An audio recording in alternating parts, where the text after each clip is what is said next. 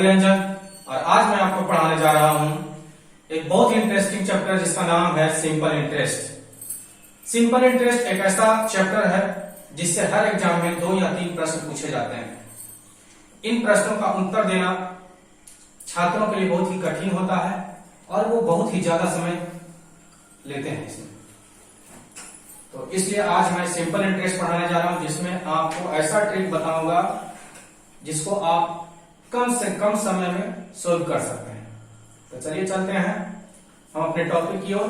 हमारा टॉपिक है simple interest. Simple interest में 5 ऐसे टर्म्स आते हैं जिसे सबसे पहले हमें जानना होगा। वो टर्म है, पहला टर्म मूलधन, प्रिंसिपल। प्रिंसिपल किसे कहते हैं?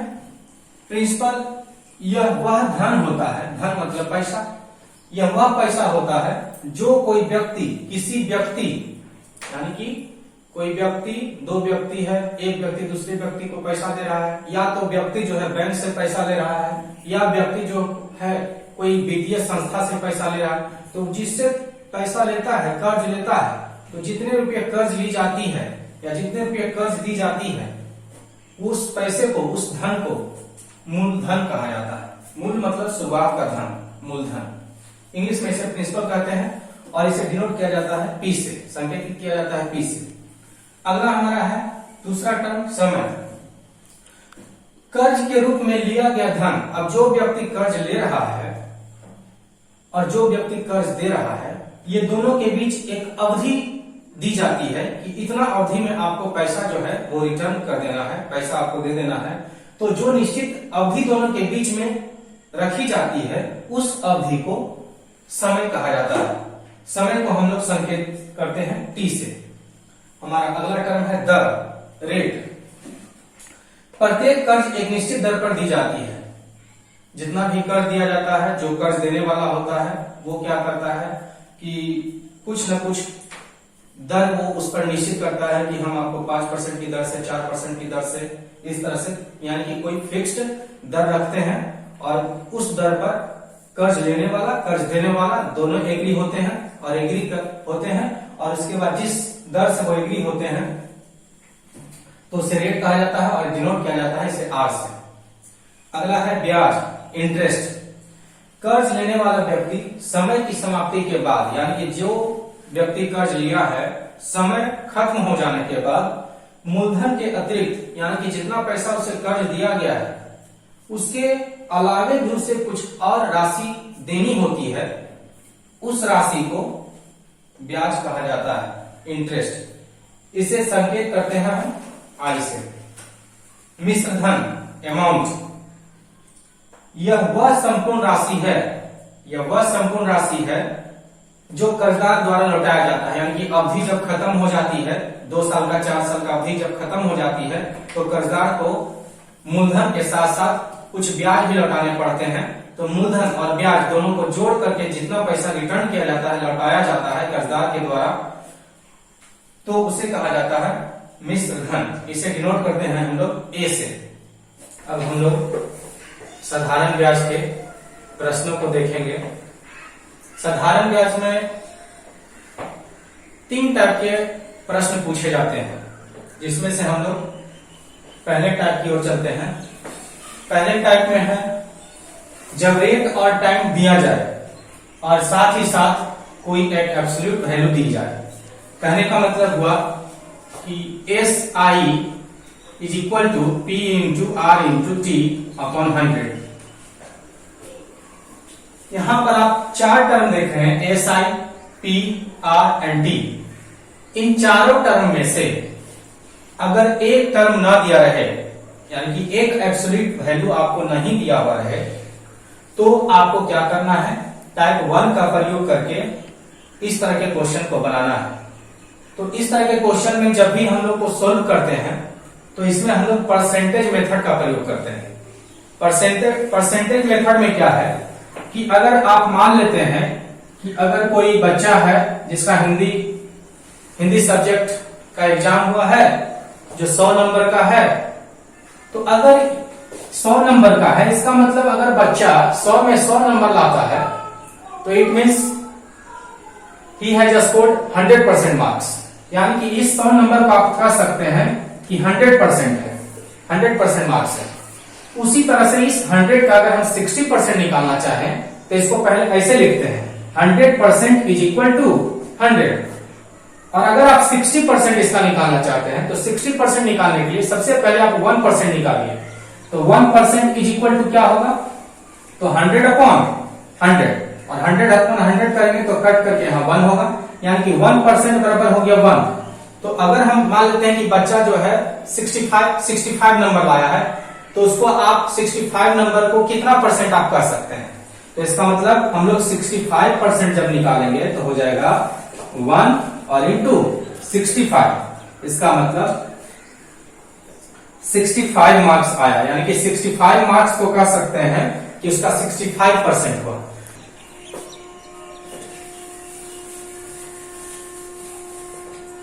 तो हम चलते हैं, तो इस टाइप 1 में जो भी क्वेश्चन आपके पास आएगा जिसमें से आपको 3 टर्म्स दिए हुए रहेंगे, चौथा टर्म नहीं दिया हुआ रहेगा, तो उसमें हमेशा आपको टाइप 1 का प्रयोग करना है। टाइप 1 में 3 टर्म आपको दिए हुए रहेंगे, चौथा टर्म आपको नहीं दिए हुए रहेंगे, तो use percentage method, simple interest, साधारण ब्याज में आपको सभी क्वेश्चन को आपको सोल्व करना है परसेंटेज मेथड के आधार पर, कोई फार्मूला नहीं, फार्मूला याद नहीं करना है। आप कंसेप्ट को समझिए कि परसेंटेज मेथड से हम लोग कैसे उसका आंसर निकाल रहे हैं, उस कंसेप्ट को समझिए, उसको देखिए कैसे सोल्व हो रहा है। जैसे में अगर हम लोग देखते हैं तो इसमें थोड़ा सा नियम है, उस नियम को समझिए कि इस तरह के क्वेश्चन को अगर सोल्व करना होगा तो कैसे सोल्व किया जाता है। 1-2 कंसेप्ट है, उस कंसेप्ट को क्लियर कर लीजिए। प्रिंसिपल जो कुछ भी आपको दिया हुआ रहेगा, प्रिंसिपल मतलब मूलधन, जो शुरुआत में आपको बताया गया था कि शुरुआत का धन जो होता है, लेन देन का जो धन होता है उसको मूलधन कहते हैं, तो उसको हमेशा आपको 100% मानना है। कितना भी दिया हुआ रहेगा 4000, 5000, उसको आपको 100% मानना है। उसके बाद एसआई का मान जो आपका निकलेगा, कितना रुपया होगा, है ना, तो उस रुपया को पहले निकालने के लिए पहले एसआई का आप परसेंटेज देखिए कि परसेंटेज उसका कैसे निकलेगा। तो परसेंटेज जो होता है वो मल्टीप्लाई होता है किसका, तो रेट का और टाइम का, यानी कि दर का और समय का। दर जो क्वेश्चन में दिया रहे और समय जो दिया रहे, दोनों को गुना कर देते हैं तो वो परसेंटेज निकलता है ब्याज का। और परसेंटेज जो निकला, ब्याज जो परसेंटेज के रूप में निकला, फिर परसेंटेज को हम लोग कन्वर्ट कर देंगे रुपया में। तो देखिए कैसे होता है, जैसे, और उसके बाद एसआई हो गया। अब उसके बाद अमाउंट, तो अमाउंट इक्वल टू क्या होता है, तो अमाउंट को अगर हमको परसेंटेज के रूप में लाना है तो उसमें हम लोग प्रिंसिपल को लेते हैं परसेंटेज के रूप में, और प्लस उसमें करते हैं एसआई, ब्याज को परसेंटेज के रूप में।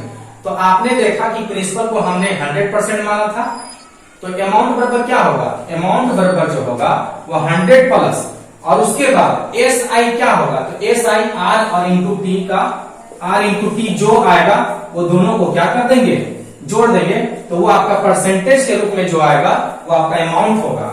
और उस अमाउंट जो हमारा अमाउंट परसेंटेज के रूप में आएगा उसको फिर हम लोग कन्वर्ट करेंगे रुपया में। तो कंसेप्ट आपको यही क्लियर करना था कि हमारा जो प्रिंसिपल होता है उसको हमेशा 100% मानना है, और उसके बाद ब्याज जो होता है वो मल्टीपल होता है, मल्टीप्लाई होता है किसका, तो रेट और टाइम का होता है। और उसके बाद अमाउंट क्या होता है, तो अमाउंट चूंकि ज्यादा पैसा निकल के आना चाहिए, मिश्रधन है, मिश्रधन यानी कि अमाउंट प्लस प्रिंसिपल।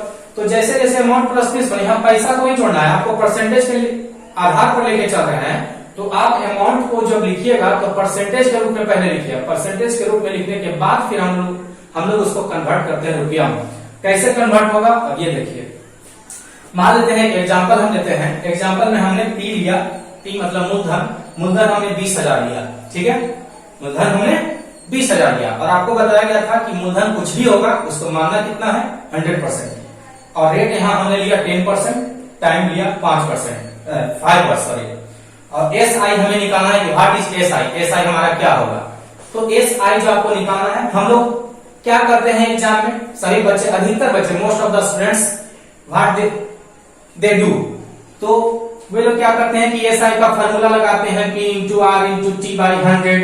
इस तरह से एक तो टाइम लिखने में इन्वेस्ट करते हैं, इतना फार्मूला लिखने, अभी ना फार्मूला के तो बनाते नहीं है, फार्मूला पहले लिख लेंगे, उसके बाद फिर P ऊपर से देखेंगे क्या क्या है, और उसके बाद फिर सोल्व करनी, तो it's take too much time. तो we will use different rule for solving this type of question. तो हमारा रूल है कि हमने आपको बताया था कि 100%, सबसे पहले हमने आपको बताया था कि P को आपको 100% मानना है। P को क्या मानना है? 100%। तो यानी कि P जो हमारा जो 100% है वो कितना हो जाएगा? तो 20,000 हो जाएगा, 20,000। ठीक है। और उसके हम SI निकालना है। SI के लिए हमने आपको क्या बताया है कि SI अगर आपको निकालना होगा तो मल्टीपल लीजिए किसका किसका परसेंटेज के रूप में। SI is equal to R into t. तो R और इंटू टी आपको यहां दिया हुआ है, तो SI बराबर आप लिखिएगा R इंटू टी, यानी कि 10 इंटू 5, 10 इंटू 5 बराबर हो गया 50%। ठीक है, 50%। अभी शुरुआत में आपको लगेगा कि थोड़ा सा फार्मूला से भी लंबा है, लेकिन आपको समझाने के लिए हम इतना लिख रहे हैं। बाद में आप जब समझ जाइएगा तो मात्र 2 लाइन में ये क्वेश्चन बनेगा। तो अब इसको अगर हमको सोल्व करना है तो देखिए कैसे सोल्व होगा। तो 100% बराबर क्या दिया हुआ है? 20,000। तो 100% बराबर लिखिए 20,000। ठीक है। अब उसके बाद 100% बराबर 20,000, तो 1% बराबर क्या होगा? 1% बराबर यानी कि 100 यहाँ बड़ी संख्या है, बड़ी परसेंटेज बराबर है 20,000। अगर 1% निकालेंगे यानी कि छोटा परसेंटेज निकालेंगे तो 1% इज इक्वल टू 20,000 अपॉन 100। और उसके बाद फिर चूंकि हमको SI निकालना है तो SI 50% है, तो हम 50% निकाल देंगे। तो डायरेक्ट यहाँ 1% तो हम जाने रहे कि 1% बराबर होगा 20,000 डिवाइडेड बाई 100। तो इतना लिखते नहीं है, इतना आप समझिए। हम लोग डायरेक्ट क्या निकालेंगे? तो SI जो हमारा 50% है, तो 50% इज इक्वल टू क्या होगा? तो 20,000 डिवाइडेड बाई 100 और इंटू 50। यहां से 52 जा 100, उसके बाद 2, 10 जा 20, यानी कि आपका आंसर निकल के आया 10,000। यानी कि जो आपका SI हुआ वो 10,000 हुआ। तो यहां पर आपका शुरुआत में आपको समझा रहे हैं, कंसेप्ट आपका क्लियर कर रहे हैं, इसलिए आपका ज्यादा लिखना पड़ा।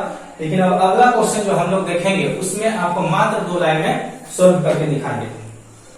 तो हमारा अगला प्रश्न है 2500 रुपया पर 6% की दर से 5 वर्ष का साधारण ब्याज क्या होगा? इसको आपको सोल्व करना है। तो अब उतना लिखा लिखी नहीं करेंगे, सीधा समझिए। आपका मूलधन कितना दिया हुआ है? 2500 रुपया मूलधन दिया हुआ है, 2500 रुपया। तो मूलधन को हमने आपको बोला था कि मूलधन को आपको क्या मानना है? 100% मानना है। तो सीधा आप लिखिए कि 100% इज इक्वल टू 2500। तो 100% इज इक्वल टू 2500 और निकालना क्या है हमें? साधारण ब्याज, ब्याज निकालना है। तो ब्याज निकालने के लिए हम लोग क्या करते हैं? ब्याज को पहले आप परसेंटेज के रूप में लाएंगे, और परसेंटेज के रूप में वो कैसे आएगा? जब हम लोग समय और दर को क्या करेंगे? गुना। तो हमारा दर दिया हुआ है 6 और समय दिया हुआ है 5, तो 6 5 जा 30। तो आपका ब्याज जो परसेंटेज के रूप में आया वो 30 आया। तो 30% is equal to 2500 divided by 100 और इंटू 30। 0 0 कैंसिल, 25 3 जा 75 और 1 0 लेफ्ट, तो 1 0 यहां डाल देंगे। तो आपका आंसर आ गया 750 साधारण ब्याज, मात्र 2 लाइन में। तो हमारा अगला प्रश्न है कोई धन 20% की दर से 2 वर्ष में, यानी कि अब कोई धन है, धन आपको नहीं दिया हुआ है, मूलधन आपको नहीं दिया हुआ है, पैसा जो शुरुआत का जो धन होता है वो आपको नहीं दिया हुआ है। और दिया हुआ क्या क्या है? आपको 20% की दर दिया हुआ है 2 वर्ष में, यानी कि समय आपको दिया हुआ है 2 वर्ष। अब कोई धन जो है 20% में 20% की दर से 2 वर्ष में 800 रुपया हो रहा है। 800 रुपया क्या हो रहा है? तो ब्याज दे रहा है, ब्याज हो रहा है। तो अब इस प्रश्न में जो है आपको ब्याज दिया हुआ है, अब कहता है कि वह मूलधन क्या हो, यानी कि मूलधन ही आपको क्या करना है? निकालना है। और आप जान रहे हैं कि मूलधन को हमेशा कितना मानना है? 100%। और यहाँ ब्याज आपको दिया हुआ है रुपया के फॉर्म में, रुपया के रूप में 800, यानी कि 800 दिया हुआ है। कि 800 को आप पहले परसेंटेज के रूप में लेके जाइए कि हमारा ब्याज परसेंटेज के रूप में कैसे निकलता है। तो हमारा ब्याज परसेंटेज के रूप में निकलता है 20% और इंटू 2, तो 20% इंटू 2, 22 जा 40, तो 40% इज इक्वल टू दिया हुआ है 100। 40% इज इक्वल टू दिया हुआ है, सॉरी 100 नहीं 800, तो 40% इज इक्वल टू 800। तो यहां से 1% इज इक्वल टू क्या होगा, तो 1% आपको लिखना नहीं होगा, आप अंडरस्टैंड कीजिए, समझिए। 1% इज इक्वल टू 800 अपॉन क्या हो जाएगा 40। तो अब हमें चूंकि निकालना है मूलधन, तो मूलधन को कितना मानते हैं 100%, तो 100% is equal to 800 divided by 40 और इंटू 100, 0 0 कैंसिल, 24 जा 80 और 20 इंटू 100 करेंगे तो 20 और इस पर 20, यानी कि 2000। इसका मतलब आपका जो मूलधन आया वो कितना आया 2000 आया। ठीक है, तो हमारा अगला प्रश्न है, किसी धन यानी मूलधन आपको नहीं दिया हुआ है, कोई धन आपसे पूछा जा रहा है। किसी धन पर 10% की दर से, कोई धन है जिस पर दर कितनी लगाई गई है 10%, समय कितना दिया हुआ है 2 वर्ष का, SI 400 रुपया था, यानी कि SI यानी कि ब्याज दिया हुआ है 400 रुपया। उसी धन पर फिर वही धन पर, जो धन पर पहले था उसी धन पर फिर से बोला कि अगर 15% की दर रहता और 4 वर्ष के लिए होता तो फिर बताइए कि SI क्या होता है ना। तो वही धन यहाँ फिर पूछा है कि वही धन, यानी कि सबसे पहले तो हमको वही धन निकालना पड़ेगा। तो वही धन कैसे निकलेगा, तो ये हमारा SI जो 400 रुपया दिया हुआ है, ये 400 रुपया को परसेंटेज के पहले बराबर कीजिए। तो परसेंटेज के बराबर कैसे होगा, तो 10 इंटू 2 यानी कि 20%, it means 20% is equal to 400।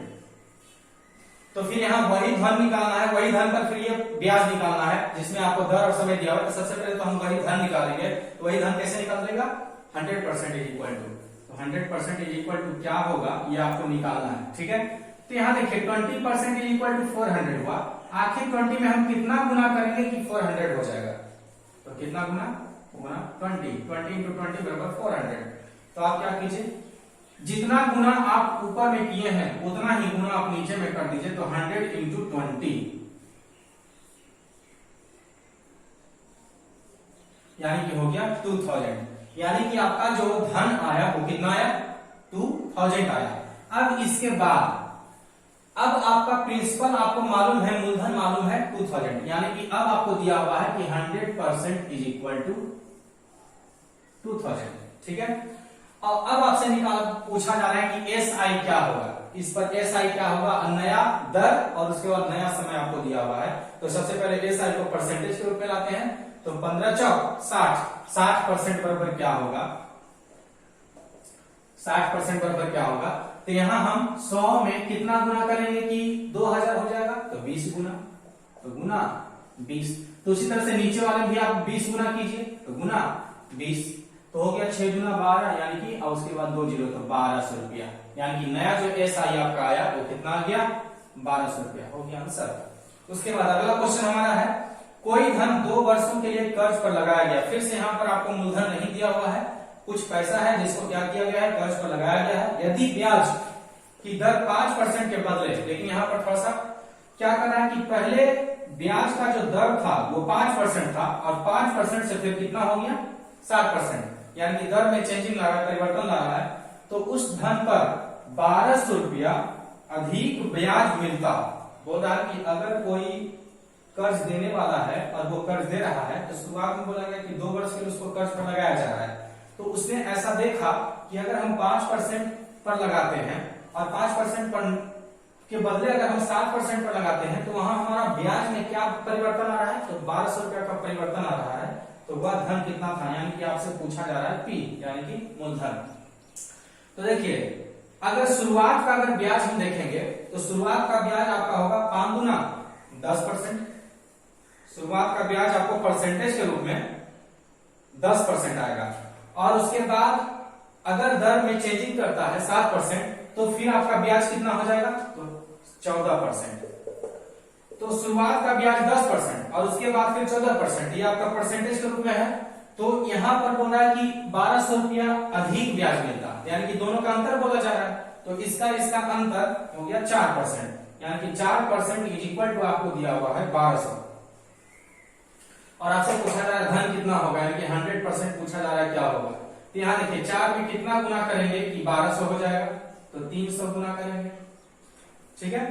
तो उसी तरह से 100 में भी आप कितना गुना कर दीजिए, 300 गुना कर दीजिए, तो हो जाएगा 30,000।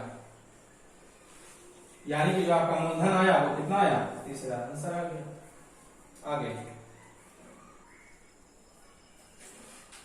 किसी धन पर 10% की दर से 2 वर्ष का मिश्र धन 6,000 रुपया था।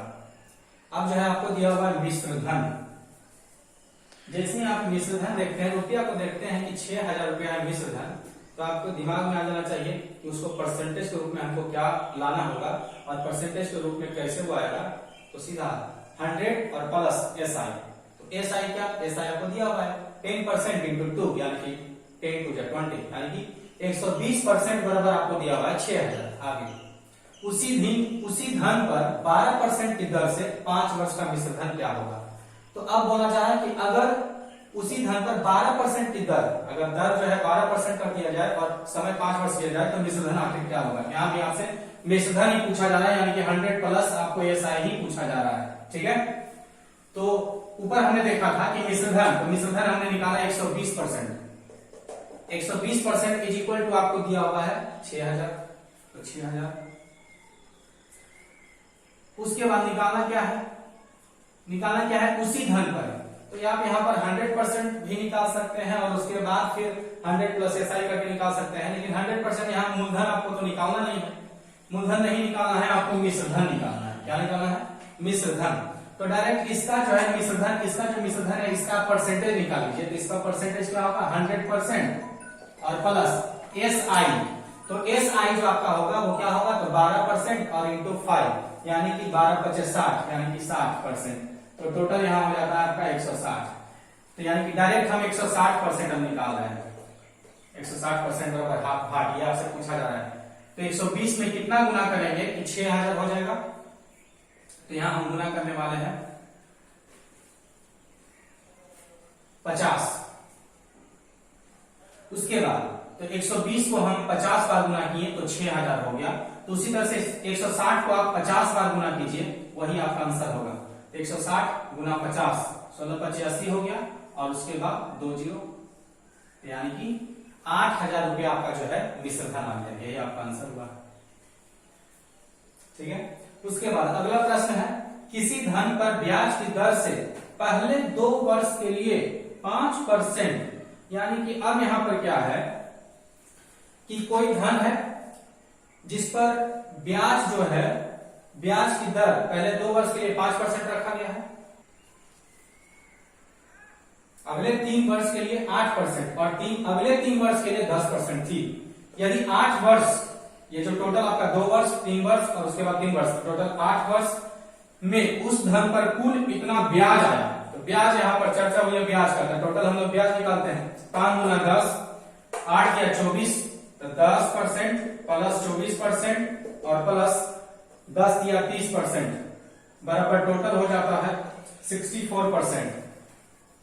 तो 64% यानी कि 64% इज इक्वल टू आपको दिया हुआ है ये 1280। तो आपको निकालना क्या है, तो धन राशि कितनी है कि 100% निकालना है कि 100% इज इक्वल टू व्हाट, ठीक है। 64% में कितना गुना करें कि 1280 हो जाए। तो 64% में हम लोग गुना करेंगे 20, तो 64 गुना 20 हो जाता है 1280। तो जितना हमने 64% में गुना किया है उतना ही गुना करेंगे 100% में। तो 100% में अगर हम 20 गुना करते हैं तो हो जाता है 2,000 रुपया, और ये जो 2,000 रुपया आया वही आपका क्या हुआ, धन राशि हुआ, ठीक है। ये सभी क्वेश्चनों को हम लोगों ने टाइप 1 से रिलेटेड देखा। अगर आपको ये वीडियोज अच्छे लगे हों तो लाइक, सब्सक्राइब एवं कमेंट अवश्य करें, और अपने दोस्तों के साथ शेयर जरूर से जरूर करें। और हमारे अगले वीडियो को देखने के लिए बेल आइकन को अवश्य दबाएं। धन्यवाद।